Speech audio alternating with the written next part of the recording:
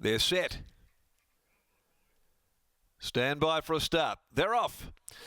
And at the last of them to go, Valandorn, Gold Bow, American Image was just allowed to come out pretty easily here by Pike. He's not going to go there. He wants to go back soon after the start. Going to the lead, Lady Money Talk. She'll take control going into the back straight with Ungoverned, Whiskers Harbour handy.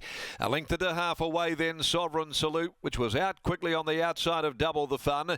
Then Conchetta's Dream. A length away behind them. Park it in here, down on the inside of Ginger and Tonic. Just for the moment, 3 deep in the run down the back. Gold Bow's kicked up between those two. Followed further back then by American Image. Out the back, second from last. The tail ender is Valandorn. Lady Money Talks led them going to the 900. They race up to the top of the course now. Lady Money Talk a half to 3/4 and slowing them down from Whiskers Harbour. Ungoverned on the rail third, followed by Sovereign Salute, beautifully placed up there in 4th spot. Double the Fun is 5th over on the inside. Then Conchetta's Dream.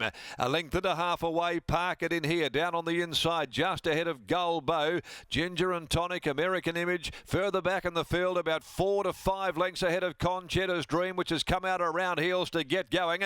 And Valandorn is last of all. They reach the turn, 400 left to go. And Lady Money Talk headed for the judge by a length and a half. She had snuck away from Whiskers Harbour. Back near the inside, Ungoverned, Double the Fun. Conchetta's Dream winding up. American Image going up near the inside. 150 left to go. Double the Fun hits the lead. On the outside, Conchetta's Dream trying to haul it in, having trouble though. Double the Fun's got its measure. Double the Fun holds Conchetta's Dream. Double the Fun by more than a length. Conchetta's Dream second. Lady Money Talk third home, and then American Image fourth in from Whiskers Harbour. Valandorn from last. Sovereign Salute. Gold Bow further back. Ginger and Tonic and Ungoverned, and the roughie Park it in here has wound up Stone Motherless last. Number 2. Double the Fun, ridden by Cass Martin for Sharon Miller. Takes out the Peters Investments handicap. Bit of money around too. It was 9 into 7. The Machino gelding posts its second victory. Gear changes made. And that's been a bit of a story for the day, with some effective gear alterations on horses, getting them to their best. Double the Fun's done that with Cass Martin in the saddle. Conchetta's Dream in pursuit for Lucy Fiore, just unable to cut into that margin in the last 100 though. And Lady Money Talk back behind them as we stand by for official placings to come through. But Double the Fun for Sharon Miller, Mrs. K. McTaggart, Mrs. D.K. Stevens, and also Mrs. P. Gaunt, Mrs. S. Bradshaw, Mesdames Ash, Tapper, Higgins, along with O'Sullivan, Bo, Anderson and Richard. So another all-ladies syndicate. That's a couple here today that have celebrated. Double the Fun gets the job done. Sharon Miller, Cass Martin teaming up. A length and a quarter on Conchetta's Dream. Lucy Fiore by Doubtland out of Cahelan for Grant and Alana Williams. Lady Money Talk by I'm All the Talk from Star of Magic. Brandon Fiore, Chris Parnham third home.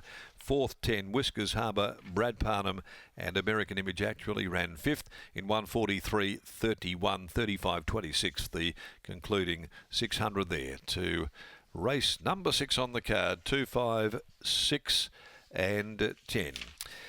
Well, that brings us now to the Bisley Workwear, and in this next event, Big Me is the scratching. Big Me number 1, the scratching, and Holly Watson's on 5 Wicked Venom, and the Champagne nearly out, or on ice at very least, for trainer Michael Grantham-Lock.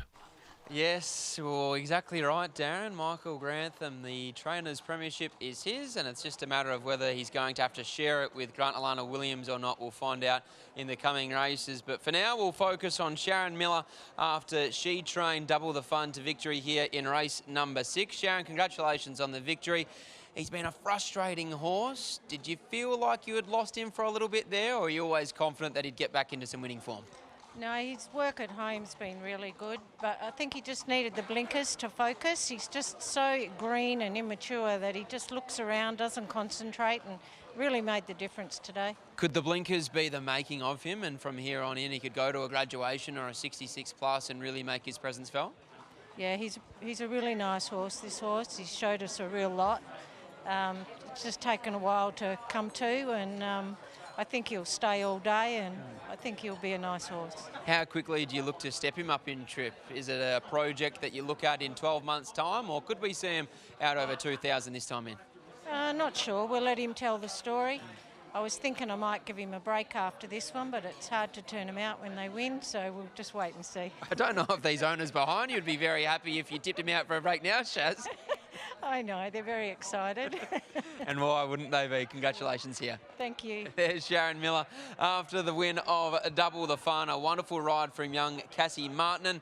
And always great to see Sharon Miller in the winner's circle, as being one of our leading horsewomen in WA for a long period of time now. And God, she knows how to train. Well, exactly right. And isn't this just a different horse with the shades on today? The issue first up, second up, was that he looked so dour. He looked so one-paced. He didn't have any sort of change-up speed.